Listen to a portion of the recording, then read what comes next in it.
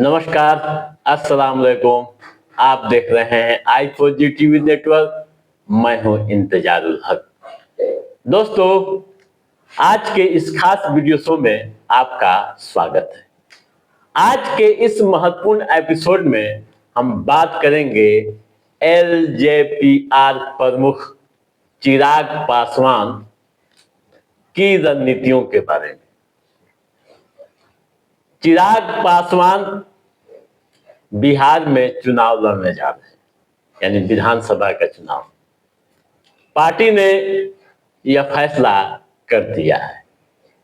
बीते कई दिनों से चिराग पासवान के बारे में यह चर्चाएं हो रही थी कि वे विधानसभा का चुनाव लड़ेंगे, लेकिन पार्टी का फैसला आने के बाद बिहार की सियासी गलियारों में एक खास तरह की चर्चाएं शुरू होने लगी। एक खास तरह की बहसें हो रही है। खास तरह के सियासी सवाल भी पूछे जाने लगे हैं। सवाल क्या पूछे जाने लगे हैं, आप ध्यान से सुनिएगा, फिर उसके बाद आगे की बातें होंगी। दोस्तों, सियासी सवाल यह पूछे जा रहे हैं कि चिराग पासवान के बिहार विधानसभा चुनाव लड़ने से किसकी सिरदर्द बढ़ेगी, तेजस्वी प्रसाद यादव की या फिर मुख्यमंत्री नीतीश कुमार की। सवाल यह भी पूछे जा रहे हैं कि तेजस्वी प्रसाद यादव की चुनौती बढ़ सकती है। कई तरह की बहसें लगातार हो रही है। हम आपको विस्तार से बताएंगे कि क्या असर उनके चुनाव लड़ने पर विधानसभा में पड़ेगा। हम टू दी पॉइंट आपको बताने जा रहे हैं। आप ध्यान से सुनिएगा। जो राजनीतिक विश्लेषक कह रहे हैं वह भी हम आपके सामने रखेंगे। पहले हम यह समझे कि चिराग पासवान या उनकी पार्टी के इस फैसले के सियासी मायने क्या है। बिहार की सियासत में चिराग पासवान अपनी राजनीतिक ताकत को और मजबूत बनाना चाहते हैं। कुछ जानकार यह भी कह रहे हैं कि कुछ राजनीतिक महत्वाकांक्षाएं भी है, कुछ बड़ी राजनीतिक गेम भी है। क्या है महत्वाकांक्षाएं, क्या है राजनीतिक गेम, जानना बेहद जरूरी है।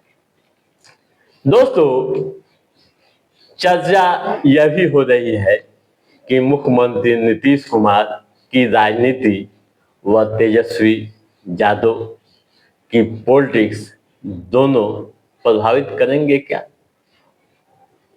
मुख्यमंत्री नीतीश कुमार अपनी उम्र व सियासी रूप से ढलान की ओर है, यानी बुजुर्गी आ गई है, उम्र काफी हो गई है। 2025 में एनडीए का वह चेहरा भी बन सकते हैं। आपको बता दूं कि चिराग पासवान 2013 में जब राजनीति में आए थे तब भी बड़ी महत्वाकांक्षा लेकर जनता की अदालत में पहुंचे थे। बिहार फर्स्ट व बिहारी फर्स्ट का नारा भी दिया था, लेकिन उस समय के कुछ सियासी हालात अलग थे। बीते दिनों मीडिया से बातचीत करते हुए चिराग पासवान ने कहा था कि बिहार मुझे पुकार रहा है। बिहार मेरी हमेशा से प्राथमिकता रही है और मुझे पार्टी कहेगी तो मैं विधानसभा का चुनाव लड़ूंगा। बतौर संवाद यह मेरा तीसरा कार्यकाल है, लेकिन अब मुझे लगता है कि मुझे बिहार में ही रहकर काम करना चाहिए। मेरा सपना है कि बिहार में युवाओं को अपना प्रदेश छोड़कर बाहर जाना न पड़े। मेरी पार्टी व मैंने इच्छा जताई है कि मैं विधानसभा का चुनाव लड़ना चाहता हूं। ये चिराग पासवान की बातें हैं। ठीक है, अब यह समझिए कि इस फैसले से तेजस्वी प्रसाद यादव को किस तरह की चुनौती मिल सकती है।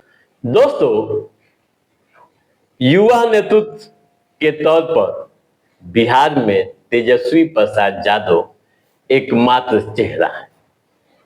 लालू प्रसाद यादव की सियासत की विरासत भी है। जातिगत समीकरण भी उनके साथ है, MY समीकरण यानी मुस्लिम यादव। अब चिराग पासवान की बिहार की सियासत में एंट्री हो रही है। जानकार इसे कई रूप में देख रहे हैं, कई मायने भी बता रहे हैं। बताया यह भी जा रहा है कि तेजस्वी प्रसाद यादव के समक्ष यह एक बड़ी चुनौती बन सकती है।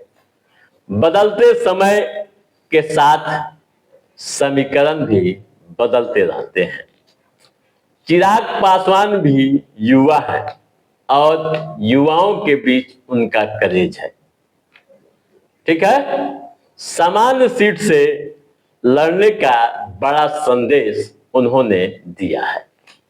दोस्तों, चिराग पासवान जातिवाद की राजनीति के दायरे से बाहर आने की कोशिश लगातार करते रहे। युवा पीढ़ी को कई संदेश भी देते रहे। जाति आधारित बातों से दूरी बनाने की बातें भी करते रहे। उनके कार्यक्रमों में युवाओं की भीड़ देखी जाती है। नई पीढ़ी उन्हें काफी पसंद करती है।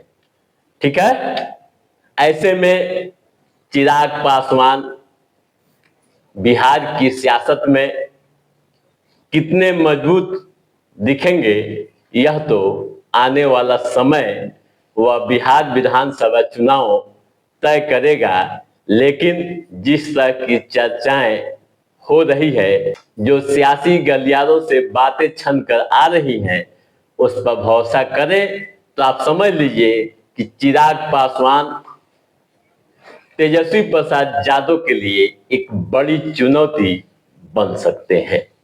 वैसे दोस्तों, अभी चुनाव में समय है, क्या होगा यह देखना दिलचस्प होगा।